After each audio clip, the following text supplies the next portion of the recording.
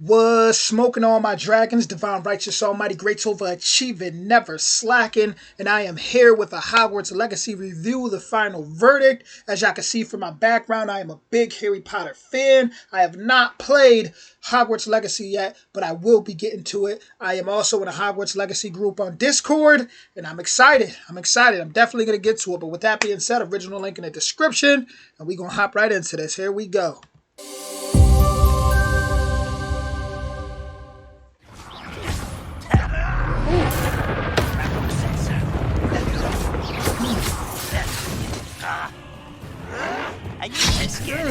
Okay.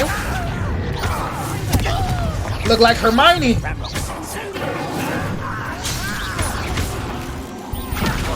That gameplay. Hit him. Oof. They stand no chance. No chance. Okay. Oh. That wand working. That wand working. Let's go, that wand works. At its core, Hogwarts Legacy is a fairly standard modern RPG. It's an open-world game that's brimming with side quests and optional activities, loot mechanics, and a cursory progression system, dialogue choices, and more. The elements it has in place are ones that we've seen in countless Western-developed RPGs, since The Witcher 3 re-revolutionized the genre in 2015. Looks so fire. Which means the underlying systems and mechanics in place here are far from the original. But Hogwarts Legacy frequently uses and contextualizes them in wonderful ways, using the Harry Potter property to great effect. An open-world Hogwarts game has been a dream for millions for years, and though Hogwarts Legacy doesn't check every single box on the wish list, it does check the overwhelming majority of them. You're not gonna scare us. Scared. Man, I am so excited to play this game. The star of the show, as you may have expected, Hogwarts Castle itself. Every nook and cranny of the famous school of witchcraft and wizardry is crammed full of obsessive details and neat little touches and flourishes, making it come alive in ways that surpass all expectations. Iconic locations are lovingly recreated, from the Great Hall to the Defense Against the Dark Arts classroom, from the Room of Requirement to the Groundskeeper's hut, and there's something magical to see around every corner. A number of moving paintings of musicians together play a bouncy melody that can be heard only in one corridor.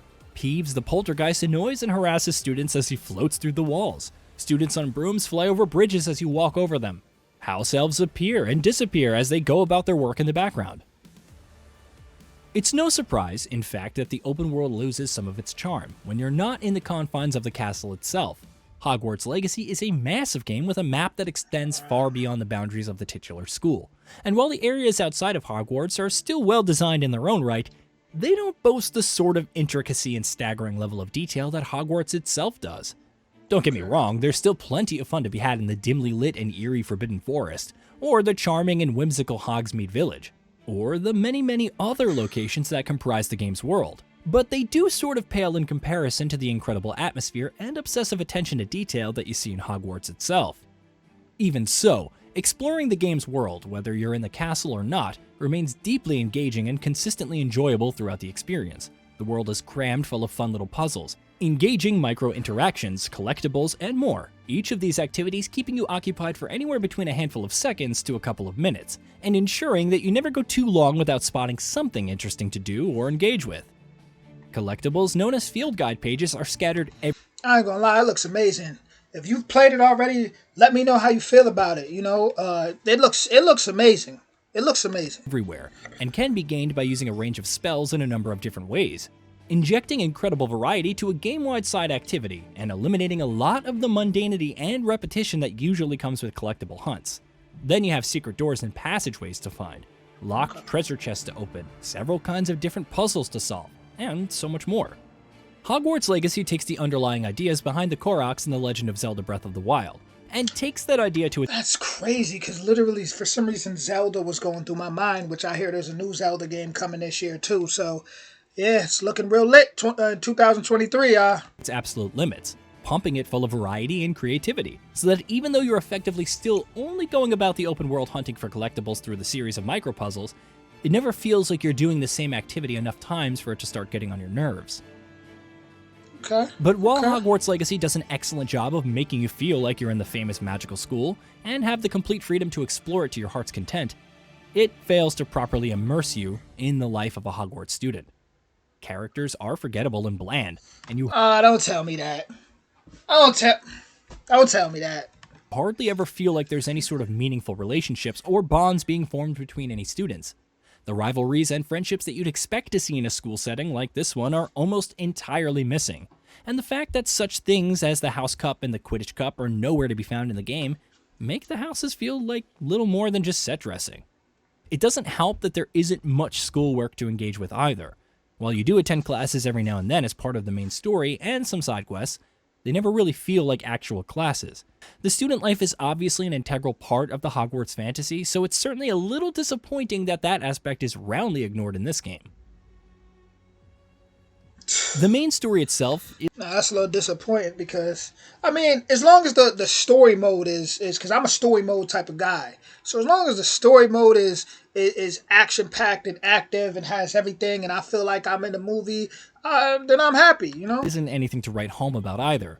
You play as a new student who's enrolling in Hogwarts as a fifth year, and though that's overwhelming enough as it is, there's plenty else going on in the wizarding world as well. A revolutionary goblin known as Ranrock is in the process of igniting a violent rebellion against all of wizard kind, while you yourself, it turns out, are uniquely attuned to a lost and mysterious form of ancient magic that is tied to Ranrock's own ambitions. It's an interesting setup, but the game doesn't do an awful lot with it. Hogwarts Legacy tells a serviceable story that does enough to keep things ticking along, but the most that can be said about it is that it's overwhelmingly ordinary. The aforementioned lack of any truly interesting character obviously doesn't help with that either. The war in Ukraine.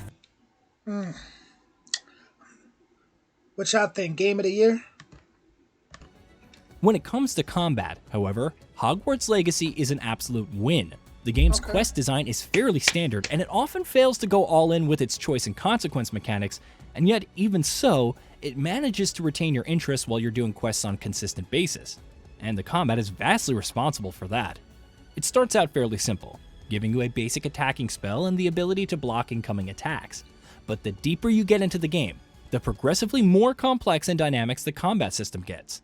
You're constantly picking up and learning new spells and abilities, and when the combat is in full flow and you're having to juggle different spells, blocks, dodges, and potions all together, things feel excellent. Spell combos in particular are incredibly gratifying to use, and you're constantly encouraged to use different spells in conjunctions with each other in different and creative ways.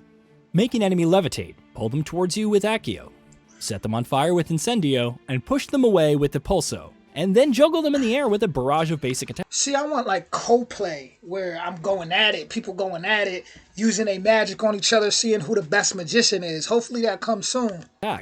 It's a ton of fun, and it keeps getting more complex as you learn more spells and get more abilities. Other gameplay systems surrounding the combat aren't quite as successful.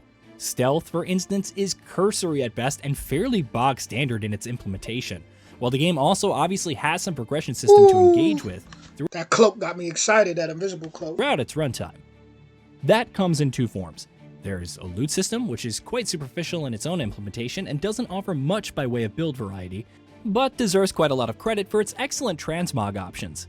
Then there's the talent system, which is effectively Hogwarts Legacy's skill tree. And like a fair few other things in the game, it's an ordinary RPG system that's wearing a Harry Potter skin. As an RPG, the game isn't vastly impressive, but it's adequately effective in what it sets out to do. On a technical level, Hogwarts Legacy is kind of an inconsistent game. There's absolutely no denying that, for the most part, it looks gorgeous. No, it's not a technical showcase that will squeeze all the juice out of the hardware it's running on, but it's a pretty game, and one that has the technical strengths to back up its ambitious art design ideas. As you'd expect from a game of this size and scope, though, it does stumble in a few areas, which manifest in ways that are quite common to see in modern open-world RPGs. There are visual glitches, occasional issues with loading, wonky facial animations during cutscenes, instances of texture pop-in, objects occasionally clipping through. That's why I'm a little happy though that I'm gonna play a little later, because I always like to let the creators update and fix things. and then come back just a little later and get it while everything's, refreshed and updated. So, I'll probably start playing, to be honest, around March. Around March. Late March, early April, I'll start playing. Through each other and other similar issues. None of it's been game-breaking in all the time I've spent with Hogwarts Legacy so far, but all of these issues come together to make the experience feel like it's somewhat lacking in polish.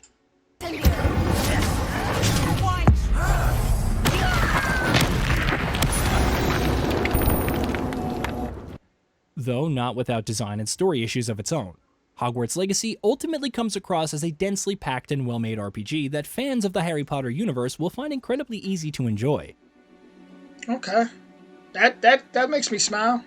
Gets me excited. I'm just ready to play. Hey, did you know that we at Gaming Bolt upload new videos every day? Stick around, drop a like, subscribe, and hit that bell. And let us know what kind of content you'd like. Okay, so they got an 8. I'm definitely looking forward to see what happens as we move on. To be honest, like I want to see what updates are gonna be done. I want to see if they end up putting a multiplayer or online. That'd be awesome. Where Wizards could really compete, where we could really take it to another level. I have a feeling they're gonna end up introducing that, and I'm gonna be there for that for sure. I haven't even played video games in a while. I've been waiting on this, but I'm gonna start playing this late March, early April. I'm gonna just see how things go. It just dropped, and to get an 8 off the rip, it's not too bad, right? So. We'll see what happens. But with that being said, guys, that was Hogwarts Legacy Review, the final verdict from a Harry Potter fan himself. And I would also like to say this will be in my gaming playlist. Go ahead and binge watch that if you're new to the channel. And if you want more videos like this, hit that like, hit that subscribe, hit that notification bell. Everybody enjoy your day and enjoy that Hogwarts Legacy. Much love, y'all.